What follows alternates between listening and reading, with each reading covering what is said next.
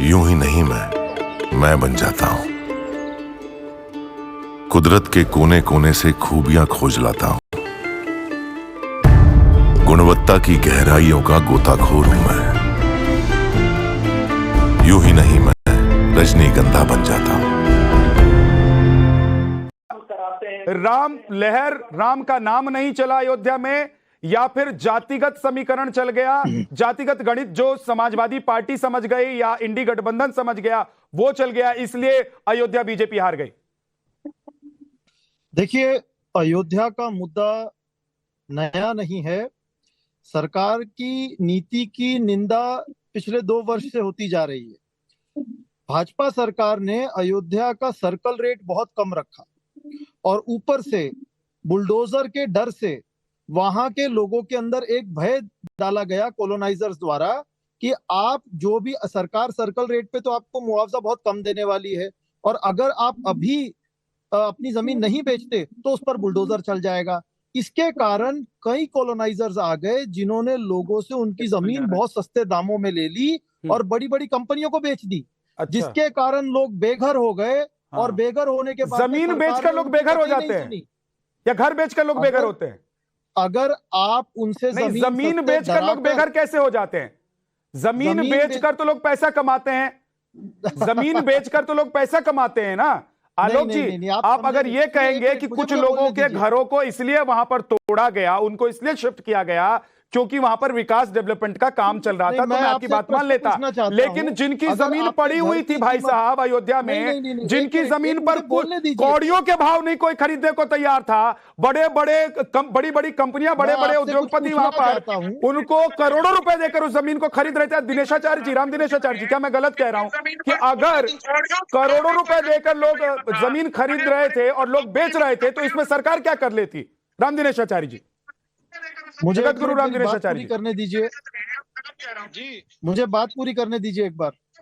नहीं, बिल्कुल बिल्कुल आप ठीक कह रहे हैं। मैं एक बात कहना चाहता हूं, केवल अयोध्या का विकास निश्चित रूप से हुआ है जी। अयोध्या का विकास निश्चित रूप से हुआ है।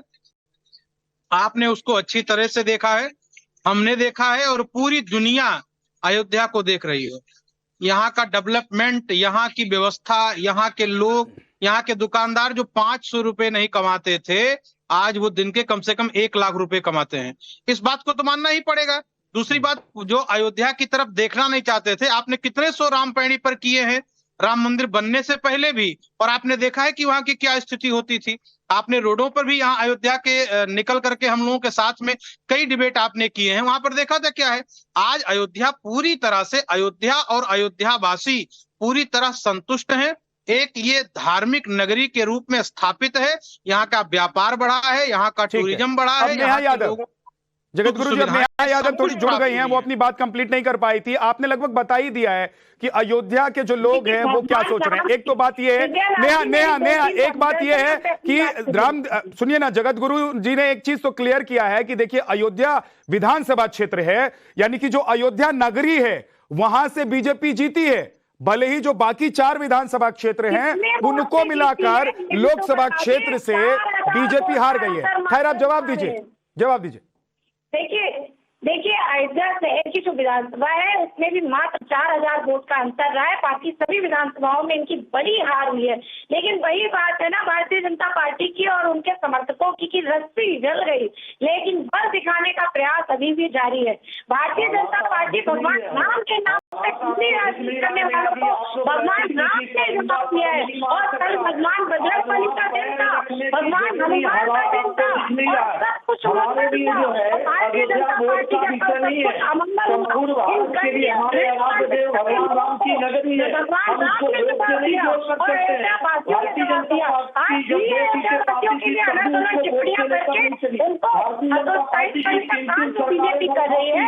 मैं कि अभी अयोध्या तो झांकी है, बाकी है, वहाँ पे भी तो सीबीआई की जनता है, वो पूरी तरह आपको चुनाव हराएगी और निश्चित ही आपकी बड़ी हार काशी और मथुरा में भी होगी। मैं तो यहाँ तक कह रही हूँ विद्यानाथ जी, इनको पहले बात कर लेंगे। विद्यानाथ जी, सिंह साहब एक सेकंड जरा उनको कंप्लीट कर लेने दीजिए, नेहा को कंप्लीट करने दीजिए, उसके बाद आप जवाब दीजिएगा।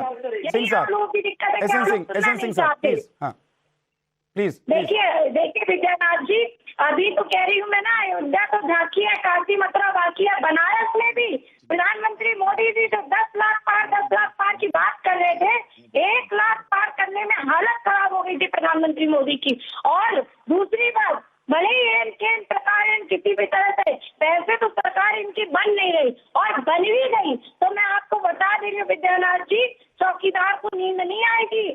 ठीक है, ठीक है। अवनिजेश अवस्थी जी, अवनिजेश जी, ठीक है, नेहा समझ में आ गई आपकी बात समझ आए। अवनिजेश जी 1 सेकंड रुक जाइए। Neha please stop.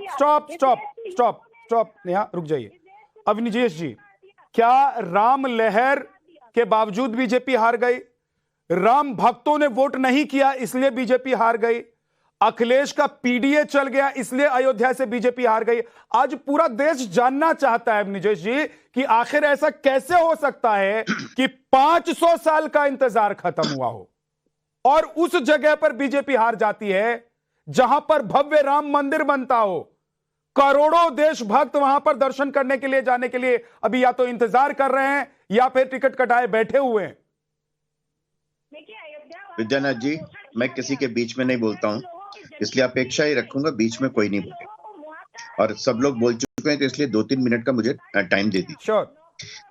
भारतीय जनसंघ के नेता थे दीनदयाल उपाध्याय जी, जब वो हारे तो उनसे पूछा आपकी तरह कि आप क्यों हार गए, तो उन्होंने सीधा जवाब दिया, भाई लोगों ने वोट नहीं दिया इसलिए मैं हार गया। तो एक तो सीधा सा जवाब ये है। दूसरी बात ये कि अब ये सारा जो नैरेटिव है ना, आप कह रहे हैं कि वहां पे सड़कें बन गई, विकास हो गया, इसके बावजूद नहीं मिला ना। 32,000 करोड़ रुपए का इन्वेस्टमेंट हुआ है विद्यानाथ जी, विकास के बावजूद वोट नहीं मिला इसलिए भारतीय राजनीति में विकास कोई मुद्दा नहीं है। एक पोलिंग बूथ ऐसा है जहां पर 532 लोगों को घर मिला प्रधानमंत्री आवास योजना के तहत, लेकिन वहां से इस सरकार को एक भी वोट नहीं मिला, इसलिए घर मिलना कोई मुद्दा नहीं है। घर मिलना मुद्दा नहीं, अयोध्या में रोजगार मिलना वो मुद्दा